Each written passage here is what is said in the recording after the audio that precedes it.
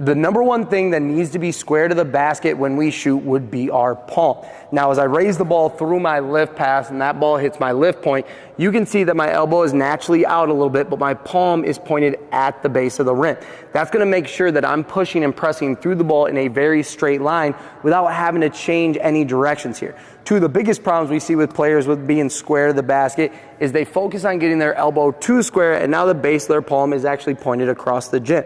Or the next one would be is they have their palm so square to the basket, the ball is actually tilted much more towards the outside of their hand, creating just an off-balance look. So what would happen in both those shots is as their palm is to the inside, they would now have to rotate their hand to get that palm square to the basket in order to shoot. So one of the things that we really want to be able to focus on here is as we hit our lift point, is our palm pointed at the basket? We don't even necessarily have to take any shots here.